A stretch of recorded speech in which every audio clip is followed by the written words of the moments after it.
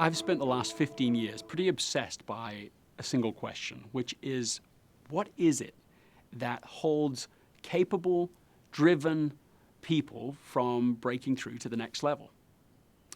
And the answer to that question, to my great surprise, is success.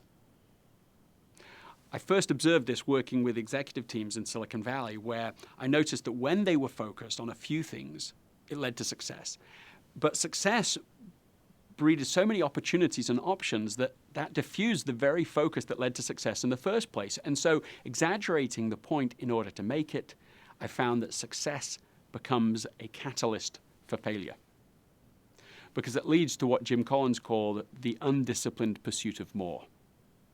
The antidote to that problem is the disciplined pursuit of less but better.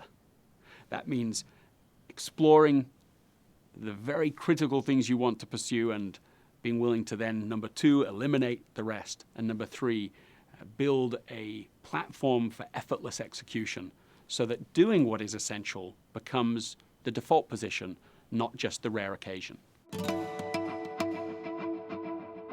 My position is that when people really get a chance to think and have the space, that they can quite easily discern between the things that are essential to them, important to them, and those things that are not. The problem is not our ability to discern, it's that we don't have the space to take the time to discern. Once we have that perspective, we can think through it. So my position is that we need to develop a routine that enables that space to think. In a world where we have so much information, we need more time to think and process it, not less.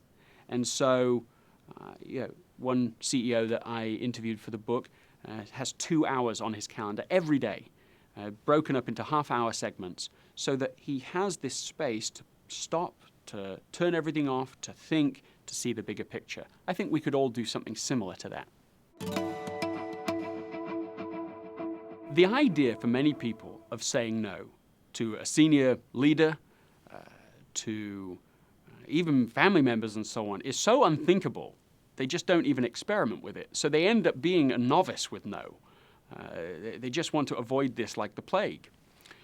But what I've found is that essentialists practice and learn and develop this skill. Kay Krill is the CEO of Loft and the Ann Taylor brand. And she said that years ago she was really bad at saying no.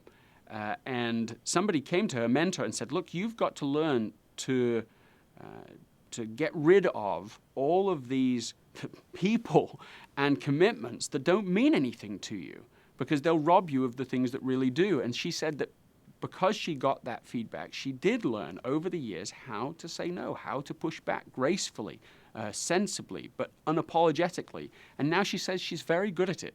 And it saved her so many wasted hours, wasted days, wasted commitments, because she actually learned to develop a repertoire for saying no.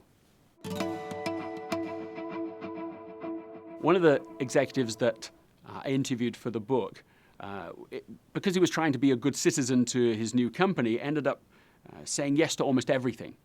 And his stress was going up, the quality of work was going down, and so he started to, with an experiment, saying no more often, being more selective. And what he found was that the meaning of his work was going up, the value of his work to the company was going up, his stress was going down, and he ended up with one of the best performance evaluations of his career and one of the largest bonuses of his career.